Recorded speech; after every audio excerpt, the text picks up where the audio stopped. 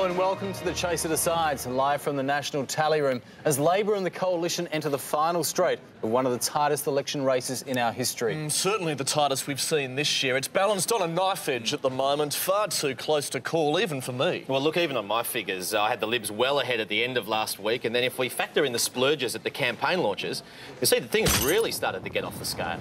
Never seen so much economic responsibility. Yeah, I know. Well, actually, let's just take a look at it for a moment. I mean, last Sunday at the Libs launch, Howard splurges $6 billion. I mean, the last PM to blow that kind of money in a day was Hawkey at the Randwick Racecourse. Chris, what did you think of Howard's policy? What did you think of the launches? Oh, very stage-managed, I thought. Very predictable. I mean, the only person willing to depart from the script at all, it seemed, was Jeanette Howard, who pinched her husband on the bum.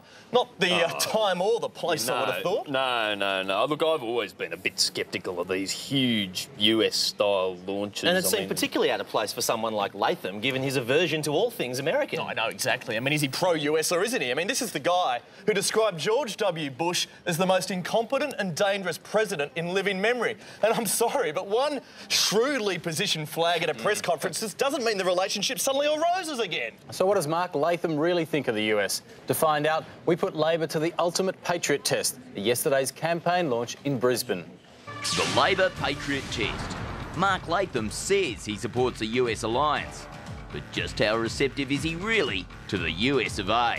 Test item 1, the American flag. Just want to put it down on, just to help Mark Latham. Like, if we just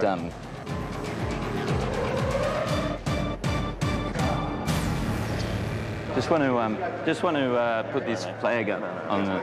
No. Oh, through there? No.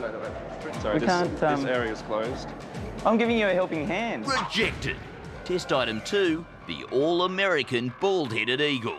On this way. Yeah, but you don't like the American eagle? We just want to put the eagle out. Rejected. Test item 3, what about a visit from Uncle Sam himself? I don't want Uncle Sam here, and I don't want you here. You've made your point. It's very amusing. Do not come past this point, thank you. They liked me at the Liberal launch. Rejected. The results speak for themselves. The merest hint of Yankee Doodle, and Labor didn't want to know. How can you trust a party who treats their closest friends like this? Telling result for Labor there. And of course, they're not the only party with loyalty issues. No, of course, all campaign. The media hasn't let up about this issue of Howard and Costello, and I see Labor's finally exploiting it in their latest TV ads. When you vote for John Howard, who are you really getting? Well, you think that result's bad? Take a look who I got on my scratchy. Oh, come on. So just how likely is it that Peter Costello will take over as leader? Well, Howard certainly made his position on this perfectly clear. I think the Liberal Party is very fortunate. It has an obvious successor to me if I went under a bus.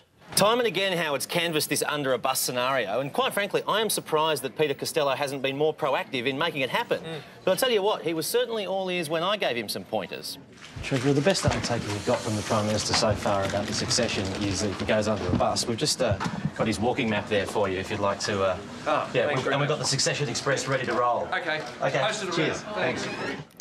Didn't Costello light up? In fact, I don't think I've seen him look so happy in the job. Julian, you don't want to go giving ideas like that to Peter, right? He's a bitter, desperate man. You must have known he'd try it. I think what Julian did was irresponsible there. I mean, the Prime Minister could have been run over had I not been there to save him. Prime Minister, Peter Costello, he knows about the bus plan. He's calling it his succession plan. Watch out for the bus. You've got to keep away from the bus. He heard you say he can only become leader if you go under a bus. I'm just trying to warn the Prime Minister. Watch out for Peter Costello's bus. He's calling it the Kirribilli-Walk Agreement. Just be careful, OK? See, he's after you, Prime Minister. You guys have got to protect him. He'll be all right. I'll get out. Are we all right, guys? It's OK, I'm protecting him too, it's fine. You know how crazy he's got? You've seen him on Carrie Ann, he's gone nuts, Prime Minister. You've seen him? He's desperate.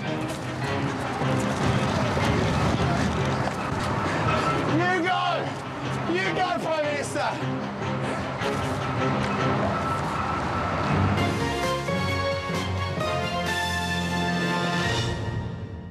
seen the great debate. Now, hear from the real people who shape our nation's agenda when the ABC presents The Great Cabbie Debate. Let me tell you what's wrong with the country. It's going backwards for the last 10 years. Two of the country's most opinionated taxi drivers go head-to-head on the issues that matter. Problem with young people today is they're not prepared to work hard enough, mate. Moderated by Jennifer Byrne and featuring our studio audience worm to measure the driver's body odour. Politicians, mate, they're all the same, no matter who you vote for. And Angelo? Sorry, mate, it's change overtime. I can't take that question. That's The Great Cabbie Debate, 7:30 Sunday night on ABC. Announcing a very special release of this limited edition Jeanette Howard plate. This timeless piece features hand-painted scenes from the life of Australia's First Lady, including the time she said nothing at all at an official Canberra function, the time she looked uncomfortable meeting women in Brunei, and the time she forgot to applaud at the United States Congress. Each plate has been personally signed with the names of people Jeanette recommended to be Governor General. Order now for your chance to own a piece of housewife history, the Jeanette Howard commemorative plate. Next time you're asked to bring a plate, ladies, make it the Jeanette Howard plate. If I was in Canberra, I'd probably go and buy a couple of sex videos or something.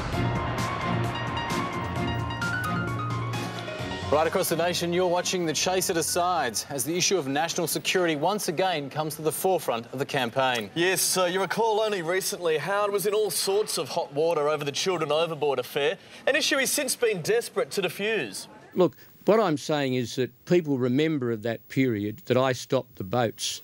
Now, that may have been true in 2001, but surely in 2004 it's Sally Robbins who stops the boats. Yeah, and not a peep about that at Sunday's launch. It was just the usual claptrap about keeping interest rates low. Yeah, I mean, how does that work? On the one hand, Howard's spending billions of dollars, and on the other hand, he's saying interest rates are going to be low. Yeah, but he did qualify that.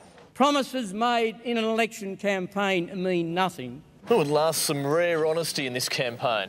So who should you believe when it comes to interest rates? And are the claims about rate rises under Labor justified? Well, a survey this week of the nation's top economists found them deeply divided between those on the one hand who found the claims baseless and those on the other who work for the government. Yes, look, I have got no reason to doubt Latham on rates, especially since he gave a cardboard-clad guarantee that interest rates wouldn't rise under Labor. Oh, I love a big prop. There should be more of them in this campaign.